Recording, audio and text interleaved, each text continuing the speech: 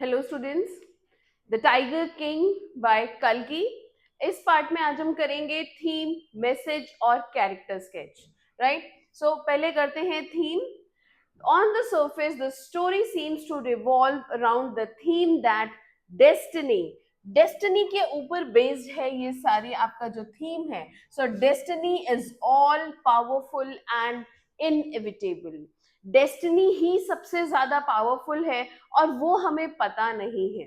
ठीक है, वो होना ही है। इनएविटेबल का मतलब है no one can escape that, वो होना ही है। Right, the human beings are governed by their stars. सब ह्यूमन बींग्स, आप जब बर्थ लेते हैं तभी हमारे जो स्टार्स हैं, आपने बहुत बार घर में देखा होगा कि मॉम डैड दादा दादी वो आपके जो जन्म पत्री होती है, ठीक है, हॉरोस्कोप्स हैं, स्टार्स हैं, वो जो है चेक कराते हैं। ठीक है, so all the human beings they are governed by their stars and therefore should take the astrological predictions and prophecies seriously. So हम सब उनसे गवर्न होते हैं, स्टार्स से अपने। तो हमें जो प्रेडिक्शंस हैं उनको काफी सीरियसली लेना चाहिए क्योंकि वो होना ही है। Right, however, it would be erroneous to draw this conclusion. The author is more serious about highlighting the crimes. ये गलत नहीं होगा कहना, लेकिन जो यहाँ पे इस चैप्टर में जो ऑथर है वो आपको और क्या चीज ज्यादा फोकस उसका किस चीज पे है ये बताने पे है। जो क्राइम्स हैं they are committed by the thoughtless killings of tigers by the erstwhile royal rulers. किस चीज के लिए बताने हैं? जो पहले राजा हुआ करते थे, रॉयल रूलर्स हुआ करते थे, उन्होंने किस तरीके से रथलेस, ठीक है, किलिंग्स की हैं टाइगर्स की, just for their own pleasures. Right, they were followed by the commoners and poachers in this insensitive and callous sport. और उसके बाद उन रूलर्स को देख के जो कॉमन पब्लिक थी, पोचर्स थे जो हंट करके उनकी स्किन, टीथ और बहुत सारी चीजों के लिए उनको मारते थे, उन लोगों ने ये काम आगे फॉलो करना शुरू कर दिया। Right, in the sense even callus, callus is जो इन ह्यूमन स्पोर्ट है, ये बहुत ही ज्यादा मर्सीलेस है बिल्कुल। तो उस स्पोर्ट को आगे बढ़ाना शुरू कर दिया। And as a result the tiger जो हमारी नेशनल प्राइड है is on the verge of extension. ठीक है, वो बिल्कुल बस खत्म होने की कगार पे है। Thus, the story is more about generating awareness towards the need to protect wildlife. We need to protect our wildlife than about the significance of destiny. हालांकि दोनों थीम्स हैं, लेकिन डेस्टिनी के ऊपर उन्होंने कम स्ट्रेस डाला है, बल्कि उन्होंने ये कहा है just to prove your predictions wrong, आप अपने वाइल्ड लाइफ या अपनी नेचर को आप हार्म नहीं कर सकते हैं। राइट, आप इतने इनसेंसिटिव डिसीजंस नहीं ले सकते हैं। It also seems to suggest that one should not act rashly, right? One should not act rashly to prove or disprove the astrological predictions. Astrological predictions को गलत प्रूव करने के लिए आप इस तरीके के ruthless और बिल्कुल merciless decisions लो, वो गलत है। The treatment of the theme is laced with humor है इसमें, right, irony and quick paced narrative which seems to create an illusion of digression from the main idea. So main idea protecting the world life है, wildlife, but आपका इसमें destiny और उसका क्या role है उसके ऊपर भी फोकस दिया हुआ है। राइट, सो जो डेस्टिनी में है, जो हमारे स्टार्स रूल करते हैं, वो होना ही है, that is inevitable. Right, next आते हैं हम मैसेज पे। द मैसेज कल्कि hands out in the story the tiger king is, आप जब अपने आंसर्स भी लिखते हैं तो please start with this line कि चैप्टर का नाम आप उसमें पहले लिखें। पहले आपने लिखा कि ऑथर, उसके बाद आपने चैप्टर का नाम कि ये ऑथर इस चैप्टर में ये कहना चाहते हैं। Right, specially relevant in the modern times when the tiger is at the brink of extinction in the land of its origin. So the death of the king is a result, किस चीज का result? जो ये deaths हो रही हैं of the nemesis that follows his thoughtless killing of 100 tigers. ये क्यों हो रहा है? बिकॉज इस तरह की प्रेडिक्शंस पे हम इतना बिलीव करते हैं और उसके बाद करना चाहिए बिलीव, लेकिन आप इतने इनसेंसिटिव डिसीजंस नहीं ले सकते कि आप 100 टाइगर्स को अपने अराउंड उनको किल कर दें। Right, so just to prove an astrological prediction wrong. No wonder when the king dies, surgeons उसको प्रूव करते हैं कि द ऑपरेशन सक्सेसफुल हुआ है और जो किंग हैं वो बच गए हैं, लेकिन उसके बाद क्या होता है, महाराजा फिर भी डेड हो जाते हैं। So this death indicates the success of prophecy. Astrological prediction तो फिर भी सही हुई ना, राइट? सो दस the natural justice prevails. Natural justice क्या था, क्योंकि उसने 100 टाइगर्स के साथ इतना बुरा किया है, तो वो कैसे जिंदा रह सकता था? When you do bad to others it comes back, it is the law of karma, right? So जब आप बुरा कर रहे हैं, आपके साथ अच्छा नहीं हो सकता है। आपको ऑपरेशन ने, मेडिकल साइंस ने बचा लिया, but still there may be 100 other reasons which brings death to you, right? So thus natural justice prevails and the Maharaja meets an end.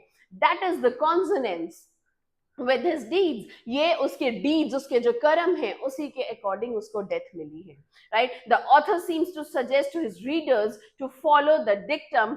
क्या आपको फॉलो करना चाहिए? Live and let live. कल की ये इस चैप्टर से बहुत अच्छे तरीके से मैसेज देना चाह रहे हैं, live and let live. Killing for one's whims is the gravest of sins.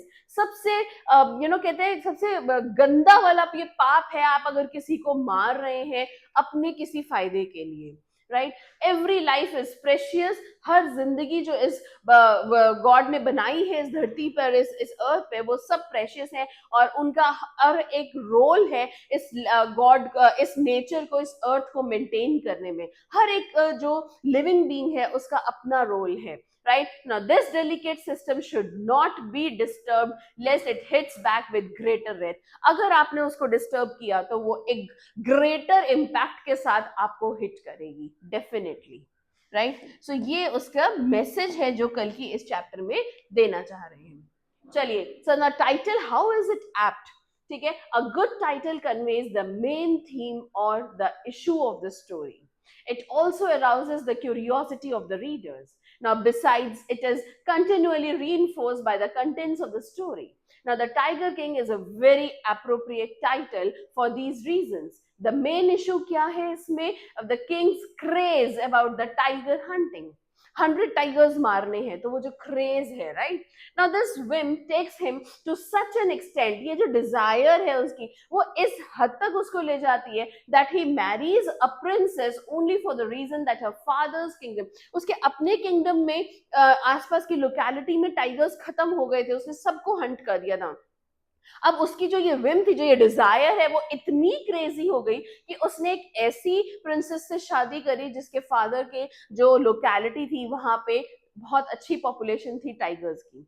तो जो उसका जो क्रेज है, जो डिजायर थी, वो इतनी क्रेजी हो गई थी that he went on to marrying a princess also just for the sake of proving that prediction wrong, right? So for the reason that her father's kingdom had a sizable population of the tigers. Now, to prove his daredevilry, the king projects himself as ruthless. अपने आप को इतना brave दिखाने के लिए, अपने आप को ruthless and ferocious दिखाने के लिए, जैसे कि वो एक टाइगर है, ठीक है? सो वो अपने लिए टाइगर की तरह अपनी इमेज को दिखाता है। He does not exhibit any pity, कोई किसी के प्रति सहानुभूति, कोई sympathy, कुछ नहीं, or concern for anyone including his family, because he wants to project himself as a tiger. ठीक है, तो वो अपनी फैमिली की तरफ भी कोई सिंपैथी, पिटी कुछ नहीं दिखाता है, right? The Kings death results from a silver prick, एक छोटे से प्रिक से, और वो भी एक वुडन टाइगर के प्रिक से उसकी एक्चुअल में डेथ होती है, that he receives from a tiger which is made up of a would. Now the prediction that a tiger would cause the king's death also comes true. वो prediction फिर भी, आपने 100 tigers मार दिए, फिर भी जो 100 टाइगर था वो वुडन वाला था जिसकी वजह से आपकी डेथ हो गई. Thus the entire story revolves around the thoughts and actions related to tigers and a king. So पूरी स्टोरी जो थी वो टाइगर और किंग के बारे में ही रिवॉल्व करती जा रही है. चलिए, नेक्स्ट हम करते हैं character sketch. Okay, I am sorry for this, यहाँ पे स्केच का. चलिए, now the Tiger King is a comical figure, ये and having all the frailties of Indian rulers, वो सारे उन्होंने एस्पेक्ट्स दिखाए हैं जो इंडियन रूलर्स किया करते थे उस टाइम पे, who lived during the British era. right? Now, an atrocious autocrat, he makes everyone tremble with mortal fear. सबको मरने के डर से उनको वो धमकाया करता था. He is moody, whimsical and capricious.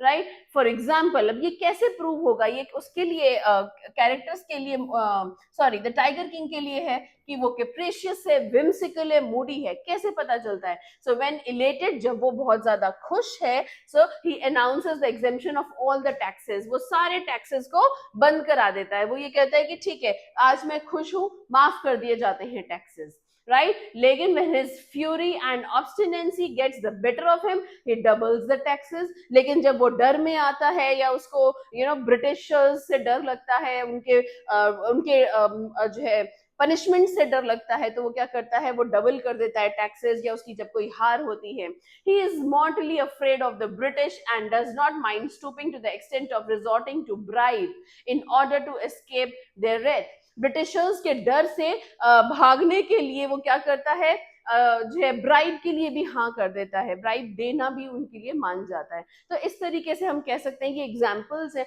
जिससे हमें पता चलता है that he is moody, whimsical and capricious. Right, his craze about killing tigers just to prove a prediction wrong makes him a laughing stock. एक प्रेडिक्शन को गलत करने के लिए बस उसने इतने टाइगर्स को जो मारना है वो भी एक कॉमिकल उसमें ही आ जाता है. ठीक है, it also shows that he is careless and ruthless towards innocent animals. उसके अंदर बिल्कुल भी उनके लिए सहानुभूति या काइंडनेस है ही नहीं और उन जानवरों को मारने में. ठीक है, this act does not at all exhibit the valour. इसमें कोई ब्रेवरी नहीं दिख रही है, right, that he boasts of, जिसमें वो अपने आप को दिखाता है कि मैं tiger, I am as ferocious as a tiger, और मेरे अंदर सारे टाइगर वाले वो हैं, ट्रेट्स हैं. ऐसा कुछ भी नहीं है. So killing a tiger doesn't mean that you are as ferocious as a tiger. इसमें कोई ब्रेवरी की बात नहीं है जिसको वो बोस्ट करता है बहुत ज्यादा. He stands in poor light even as a husband and as a father. So he fails to be a good husband and a father too. Right, all this makes him a despicable figure having nothing in him that can endear him to anyone. ये एक ऐसी character sketch, इसका traits दिखाए हैं कि he can not be adored by anyone. ठीक है, nobody can look up to him कि हाँ ये एक अच्छा इंसान है या अच्छा किंग है ना. Nobody wants to look up to him like that. चलिए नेक्स्ट आता है दीवान का. Right, so Diwan is an intelligent and a wise person who gives valuable suggestions. So राजा के दरबार में हमेशा उस टाइम पे बड़े prominent roles हुआ करते थे, जिनमें से दीवान एक हुआ करता था जो आपको सजेस्ट करता था राजा को कि राजा हम ऐसा कर लेते हैं, वैसा कर लेते हैं. एक्चुअल जो कंडीशंस होती थी आपके किंगडम की वो लाके वो आपको बताया करता था राजा को. ठीक है, तो यहाँ पे जो दीवान था, he was a wise person और वो वैल्यूएबल सजेशंस दिया करता था to the childish and irrational king. ठीक है, अब आप चाइल्डिश और इरैशनल किंग के भी ट्रेट्स लिख सकते हैं इस तरीके से.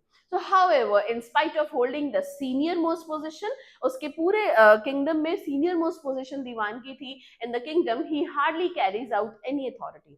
वो कोई अपनी अथॉरिटी नहीं कैरी करता था. He is at the mercy of king. जो किंग ने कह दिया उसके उस पे उसने कर लिया. And lives under the constant fear of losing both his life and his job. और हमेशा बस इसी डर में रहता था कि राजा को गुस्सा ना आ जाए और वो मेरी जिंदगी ना छीन ले या मेरी जॉब ना छीन ले. Hence, he doesn't mind dodging him when the latter doesn't respond to reason. जब भी कोई रीजन नहीं होता था तो वो राजा की बात मान जाता था. हाँ हाँ सर आप सही कह रहे हैं. However, sometimes his actions also display a lack of sincerity. कभी कभी सिंसियरिटी की कमी भी दिखती थी उसके एक्शंस में. Now the Divan's practical wisdom and foresight is reflected when he suggests to bribe the wife of the British officer. ये तब दिखता है सिंसियरिटी की जब वो बताते हैं, वो एडवाइस देता है राजा को कि आप ब्रिटिश ऑफिसर की जो वाइफ है उसको ब्राइब करो टू अवॉइड हिज डेथ, उनके जो प्रकोप है उनके डर से बचने के लिए. Right, his advice to the king not to penalize the villagers to proves his wisdom. कि villagers को इस बार पेनल्टी नहीं लगाते हैं, उनको फाइन नहीं लगाते हैं, हम इस बार हटा लेते हैं, ये भी उसकी चालाकी प्रूव करता है दीवान की.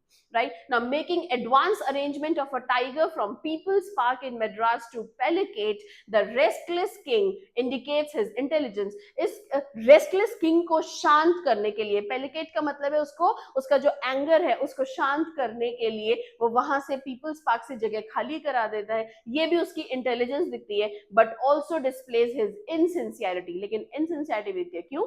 Because he acts in this manner more to save himself than to douse the king's anger. वो अपने आप को बचाने के लिए ज्यादा ये काम करता है, ना कि किंग के एंगर से बचने के लिए, right? However, his crouching behavior before the king makes him a foolish and comical figure who lacks integrity and self respect. तो उसके अंदर कोई इंटीग्रिटी नहीं है, सेल्फ रिस्पेक्ट नहीं है, और इस तरीके का उसका कैरेक्टर स्केच है.